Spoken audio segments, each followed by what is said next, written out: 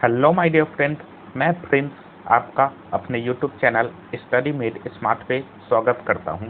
इस वीडियो में हम लोग इन्वायरमेंटल स्टडीज का यूनिट नंबर 4 जिसका नाम है लैंड एंड वाटर रिसोर्सेज वो कंटिन्यू करेंगे।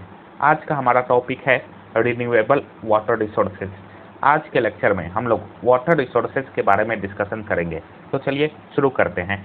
सबसे पहला है इंट्रोडक्शन। देखिए, among the 5 essential elements for sustaining life, that is earth, fire, air, space and water. Water is one of the most important substance for sustaining life. देखिए, किसी भी life को सस्टेन करने के लिए 5 इंपॉर्टेंट एलिमेंट्स होते हैं। सबसे पहला land, fire, air, space and water. ये 5 एलिमेंट्स जब भी मिलते हैं तो किसी भी एरिया में लाइफ सस्टेन कर पाता है। उसमें से जो one of the most important element है वो है वाटर। इसी के बारे में आज हम लोगों को डिस्कशन करना है। Okay, only 1% of all water on the planet is readily accessible to use for us. देखिए, हमारे पास जितने भी वाटर अवेलेबल है प्लानेट पे, उसका सिर्फ 1% ही वाटर ऐसा है जिसको हम लोग यूज कर सकते हैं अपने डेली लाइफ में। That is fresh water. Of this amount, 73% goes to agriculture, 20% to industry, and rest is used for domestic purpose.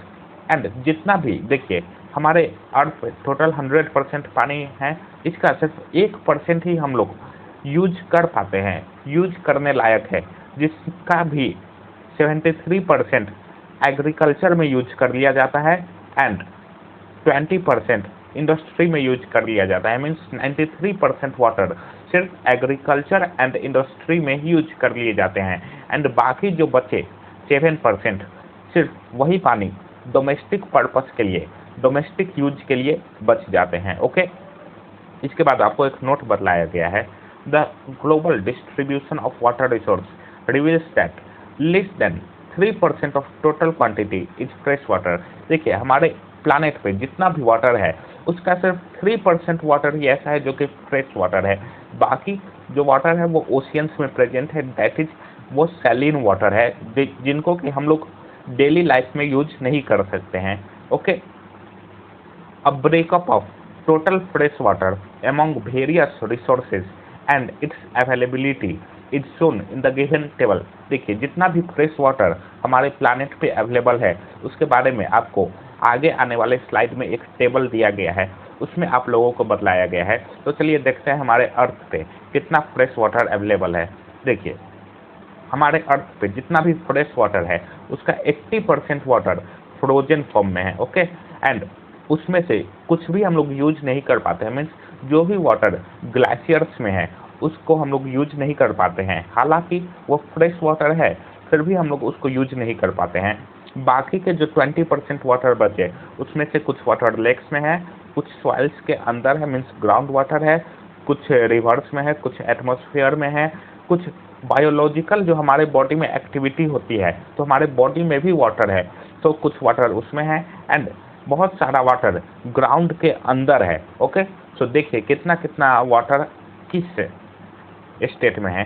तो सबसे पहले लेक्स में अगर हम लोग बात करें तो 0.2% वाटर लेक्स में अवेलेबल है, 0.04% वाटर सॉइल में मिक्स है, 0.02% वाटर रिवर्स में है। जो भी रिवर्स है अर्थ सरफेस पे उसमें 0.02% वाटर अवेलेबल है।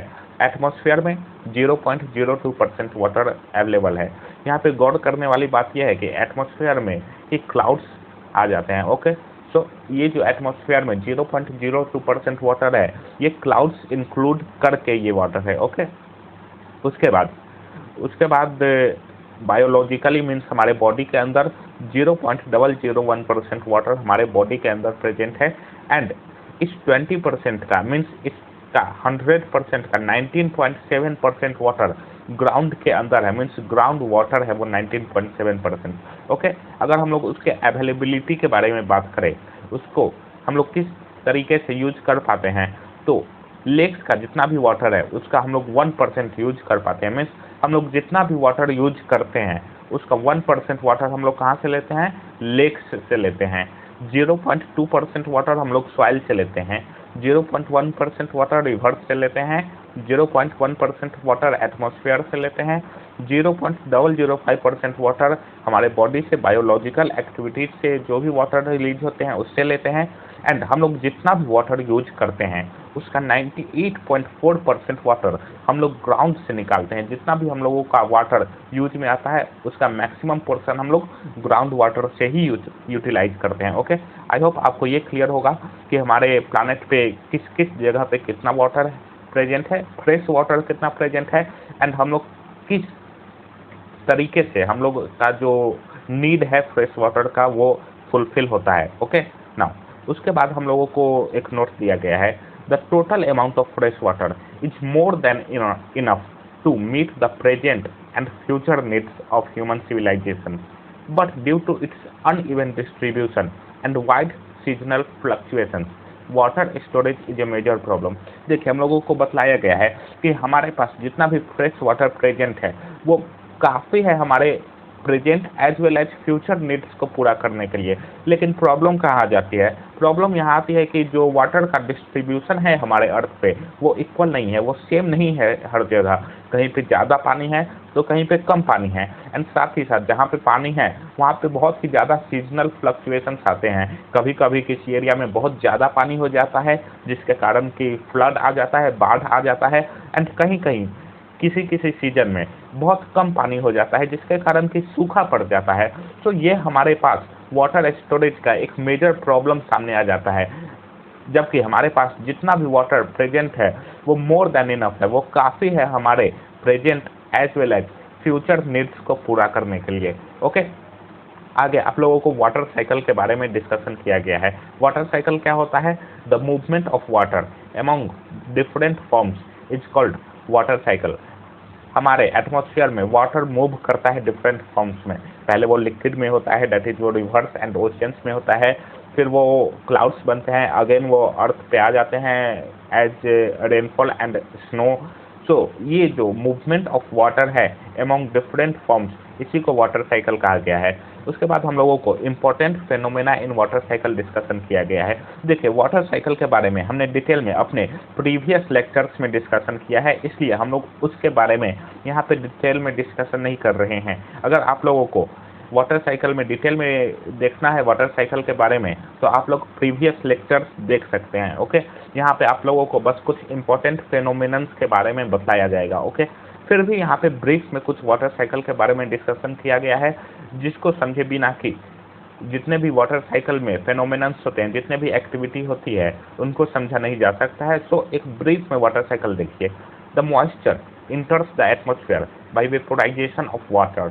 देखिए, हमारे अर्थ एटमॉस्फेयर में जो भी वाटर एंटर करता है वो किस प्रोसेस से एंटर करता है? By evaporation, vaporisation of water. Okay, then जब भी वो एटमॉस्फेयर में चले जाते हैं उसके बाद वो कंडेंस होते हैं एंड वो लिक्विड या सॉलिड फॉर्म्स में आ जाते हैं। ओके, एंड वो क्लाउड्स का फॉर्मेशन करते हैं, एंड उसके बाद वो रेन एंड स्नोफॉल के स्नो एंड हेल के फॉर्म में वो अर्थ पे प्रिसिपिटेट हो जाते हैं, मीन्स फॉल हो जाते हैं, जिसको हम लोग रेनफॉल कहते हैं, एंड अगेन वो ओशियंस में चले जाते हैं। Water returns to land and sea from the atmosphere by means of condensation, deposition and precipitation. देखिए, हमारे अर्थ पे वाटर साइकिल जो होता है उनमें कुछ मेजर एक्टिविटी होती है, उन सारी बातों के बारे में यहाँ आपको डिस्कशन किया गया है। ओके, सबसे पहला एक्टिविटी है, सबसे पहला फेनोमेना है प्रिसिपिटेशन। प्रिसिपिटेशन क्या होता है? Precipitation includes all forms in which atmospheric moisture descends और फॉल्स टू अर्थ। देखिए, हर एक फेनोमेना जिसके कारण कि जो भी एटमॉस्फेरिक मॉइस्चर है, दैट इज क्लाउड्स, धरती पे गिरते हैं, पानी हम लोगों के धरती पे गिरते हैं, उसको हम लोग प्रिसिपिटेशन बोल सकते हैं। वो हर एक एक्टिविटी क्या क्या हो सकते हैं? जैसे रेन के फॉर्म में वाटर अर्थ पे फॉल करता है, स्नो के फॉर्म में भी वाटर फॉल करता है, हेल के फॉर्म में भी वाटर फॉर्म करता है। हेल क्या होता है? जब भी बर्फबारी होता है रेन के साथ साथ उसको हेल बोलते हैं, एंड ड्यू के फॉर्म में भी वाटर हम लोगों के एटमॉस्फेयर में फॉल करता है। ओके, नेक्स्ट है कंडेंसेशन। कंडेंसेशन क्या होता है? It is defined as a process by which water changes from vapour to liquid, it's called condensation. देखिए, ओशियंस में से वाटर इवेपोरेट होते हैं एंड वो कंडेंस होते हैं, मीन्स वो गैसियस फॉर्म में से लिक्विड फॉर्म में कन्वर्ट हो जाते हैं। सो इसी प्रोसेस को कंडेंसेशन कहा जाता है। ओके, उसके बाद है डिकम्पोजिशन। डिकम्पोजिशन क्या होता है? It is the process by which water changes directly from vapour into solid, that is ice crystal. देखिए कभी कभी ऐसा होता है कि ओशियन से जब भी वाटर इवेपोरेट होते हैं तो वो लिक्विड फॉर्म में ना कन्वर्ट होके direct solid forms, that is ice droplets में कन्वर्ट हो जाते हैं। सो इस फेनोमेनन को डिकम्पोजिशन कहा जाता है। ओके, उसके बाद आप लोगों को बतलाया गया है कि क्लाउड्स कैसे फॉर्म होते हैं। This droplets and ice crystals form cloud. देखिए जो भी वाटर ओशियन से इवेपोरेट होकर कंडेंस हुआ या फिर डिकम्पोजिशन के प्रोसेस से आइस क्रिस्टल्स में कन्वर्ट हुआ, वो सारे वाटर ड्रॉपलेट्स मिलके क्लाउड्स का फॉर्मेशन कर देते हैं। ओके, उसके बाद नेक्स्ट फेनोमेनन है रन ऑफ। रन ऑफ क्या होता है? The draining away of water और substance carried in it from surface of area of land is called run off. देखिए जब भी किसी एक एरिया ऑफ लैंड से वाटर या उसमें मिले हुए जितने भी सब्सटेंस है वो ड्रेन ऑफ होकर मीन्स बह करके दूसरे एरिया ऑफ लैंड में चले जाते हैं, उसको हम लोग रन ऑफ बोलते हैं। Okay, run off is the major source of water for lakes and rivers which ultimately drains into the sea। देखिए रिवर्स और लेक्स में जितने भी पानी होते हैं वो सब किस प्रोसेस से आते हैं? वो रन ऑफ के प्रोसेस से आते हैं। वो एक एरिया से आकर के फिर दूसरे एरिया में चले जाते हैं। ओके, सो रिवर्स और लेक्स का मेजर सोर्स ऑफ वाटर क्या है? वो है run of. Okay, excessive run of during the rainy season cause flood in many parts of the country. देखिए जब भी किसी पार्ट में एक्सेसिव रन ऑफ हो जाए, मीन्स किसी एक पार्ट में बहुत ज़्यादा पानी आ जाए, तो उसको हम लोग क्या बोलते हैं? फ्लड बोलते हैं। फ्लड बेसिकली रेनी सीजन में आता है क्योंकि उस समय बहुत ही ज़्यादा वाटर हम लोगों के लैंड पे अवेलेबल होता है, अर्थ क्रस्ट पे अवेलेबल होता है। ओके, नाउ नेक्स्ट प्रोसेस है सब्लिमेशन। सब्लिमेशन क्या होता है? The process by which solid water changes directly to vapour phase without passing through the intervening liquid phase. देखिए जब भी वाटर वेपर फॉर्म से डायरेक्टली सॉलिड फॉर्म में कन्वर्ट हो जाता है, जब भी वाटर वेपर फॉर्म से डायरेक्टली सॉलिड फॉर्म में कन्वर्ट हो जाता है तो इस प्रोसेस को सब्लिमेशन कहा जाता है। ओके, नेक्स्ट हम लोगों का कॉन्सेप्ट है इवेपोरेशन। इवेपोरेशन क्या होता है? The process by which liquid water changes into vapour. जब भी लिक्विड वाटर वेपर में चेंज हो जाते हैं तो उसको इवेपोरेशन कहा जाता है। इवेपोरेशन कब होता है?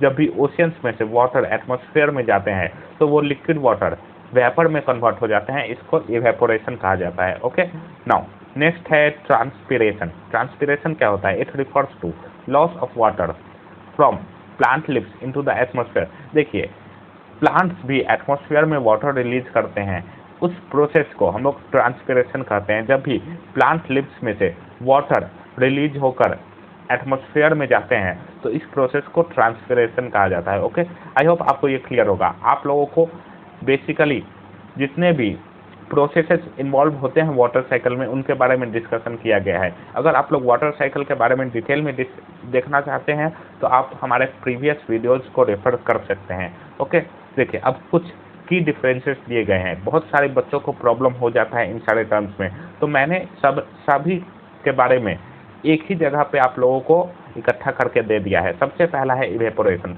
इवेपोरेशन में क्या होता है? इवेपोरेशन में liquid water directly water vapour के फॉर्म में कन्वर्ट हो जाता है। मीन्स ओशियन से डायरेक्ट वाटर एटमॉस्फेयर में जाता है, ओशियंस में लिक्विड वाटर होता है एंड एटमॉस्फेयर में जाते ही वो वेपर फॉर्म में कन्वर्ट हो जाते हैं। ओके, नाउ नेक्स्ट है कंडेंसेशन। कंडेंसेशन क्या होता है?